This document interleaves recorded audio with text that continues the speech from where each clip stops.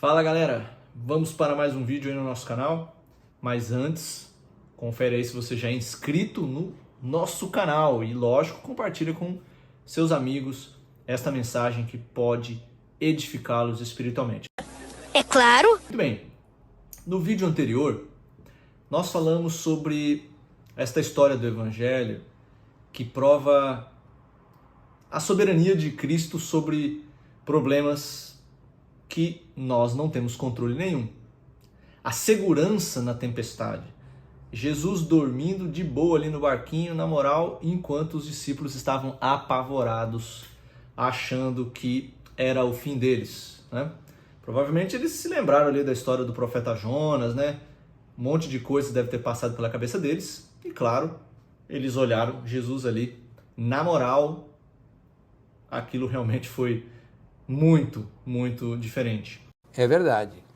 Eu quero falar mais com vocês sobre esta história bíblica, mas agora o relato pela ótica de Marcos, o Evangelho de Marcos, capítulo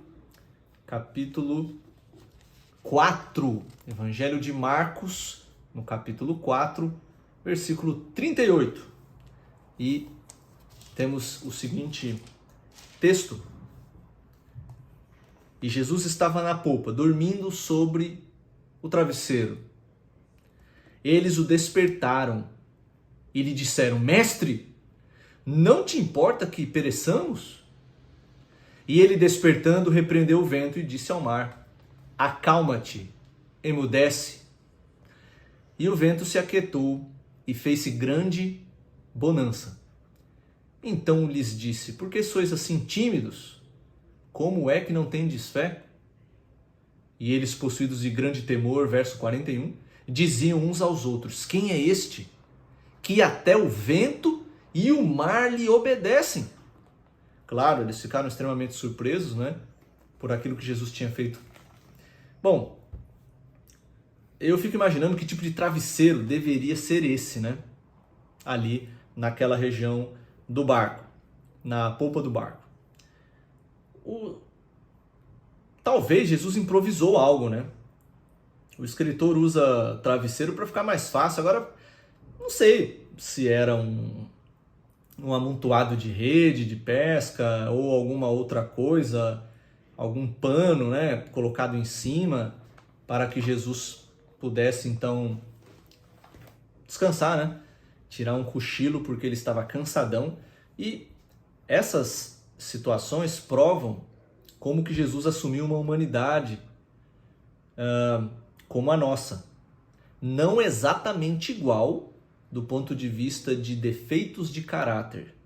Isso não. Captei a vossa mensagem. Mas ele sentiu fome, sede, cansaço. Então, de fato, ele sabe como é. Você pode ter essa convicção de que Cristo ele sabe como é viver uma vida de dificuldade neste mundo de pecado.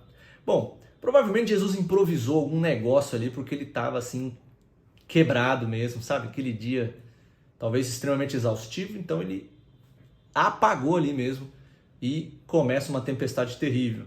Os discípulos, apavorados, imaginando o pior, o que é natural quando nós enfrentamos adversidades, né? Temos a tendência de já pensar no pior. É verdade. E aí, depois de tudo isso, a gente se lembra de Deus, daquilo que Ele promete para nós. Eu entendi a referência. Jesus estava dormindo. Ele sabia que a tempestade seria um problema no futuro. Ele sabia que ela chegaria. Mas isso, com certeza, glorificaria o nome de Deus. Então ele foi deitar. Provavelmente tudo no seu script mental, tudo estava certo.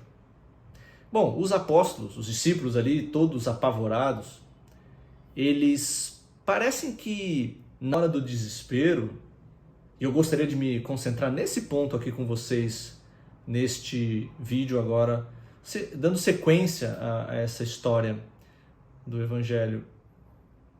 Ao sentir medo, os discípulos começam a questionar se Jesus se interessava pelo que eles estavam passando. Então, eles assustados, eles clamam que talvez chacoalham Jesus ali, a sua veste, balançam a perna, o braço, não sei.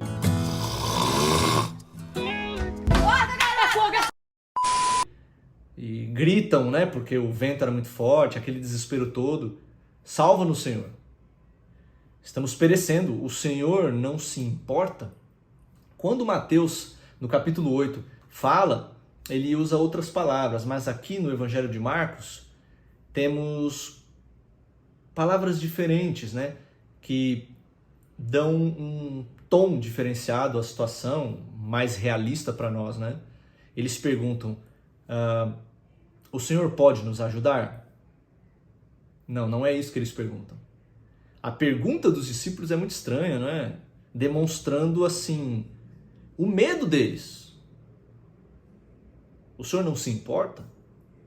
Tipo assim, o negócio aqui tá complicado, nós estamos lascados, o Senhor não se importa que a gente pereça, o Senhor vai ficar aí dormindo, né? Eles não perguntaram, o Senhor pode nos ajudar? O Senhor está entendendo o que está acontecendo? Ao contrário, eles levantaram dúvidas quanto ao caráter de Cristo. O Senhor não se importa que pereçamos? E aqui eu acredito que podemos avaliar de uma forma bem simples. Quantas vezes não tivemos esse tipo de pensamento ao enfrentar os nossos problemas, né? As nossas tempestades pessoais? Será que Deus não está nem aí para mim? Será que Ele me esqueceu? Será que Ele não se importa que eu pereça? Bom, eu queria me concentrar com você nesse vídeo agora, nesse ponto, sobre essa questão do que o medo pode produzir no nosso coração. O medo, infelizmente, é uma arma que o inimigo usa em muitas situações. Porque o medo corrói a nossa confiança em Deus. Corrói a nossa confiança nas suas promessas. Passamos a nos perguntar se por acaso Ele realmente existe. Será mesmo que Deus existe? Por que então que eu estou passando por esta situação? Porque é justamente comigo. Será que Ele está ocupado, ouvindo orações de pessoas melhores do que eu, ou cuidando aí de alguma estrela por aí, tão longe desse nosso lugar aqui, da nossa Via Láctea, enfim. Será que Deus está dormindo enquanto eu estou afundando no medo, nos meus problemas? O medo levanta ondas de dúvidas e, infelizmente, torna-nos irracionais. Nos torna arrogantes também. Levanta, Senhor, faça alguma coisa, senão não vou mais acreditar também. Muitas vezes ameaçamos a Deus, né? O Senhor não fez o que eu queria também? O Senhor não está nem aí para mim? Nós perdemos o controle quando pontos importantes, componentes importantes da nossa rotina, da nossa vida, eles se desorganizam. Quando nós perdemos o controle, perdemos o equilíbrio e a confiança. É verdade. Quanto mais inseguros, mais irados nos tornamos muitas vezes com Deus. Mas eu quero agora! E por quê? Porque quando nós nos sentimos encurralados, quando nós sentimos que as coisas escaparam do nosso controle, porque nós gostamos de fazer as coisas do nosso jeito.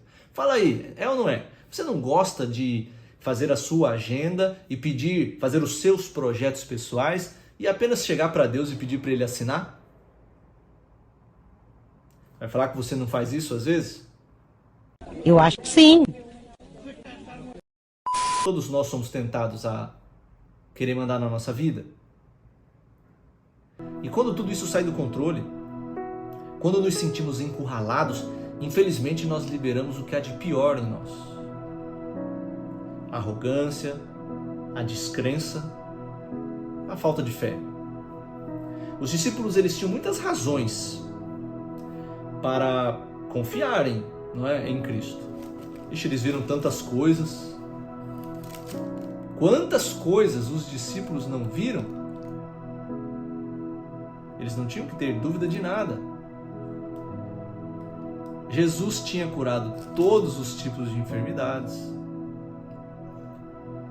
dominado forças malignas. Eles tinham visto até morto voltar à vida. Eles tinham visto muitas coisas extraordinárias. Será que o medo apagou a memória deles? Um tipo de amnésia espiritual, né? É isso que infelizmente acontece. Nós podemos ter uma boa experiência com Deus, mas quando passamos por problemas, infelizmente somos tentados a ter amnésia espiritual. Esse é o grande perigo em nossos problemas pessoais, nas nossas tempestades mortais. Quando estamos em trevas, nós podemos facilmente esquecer do que a luz é capaz de fazer.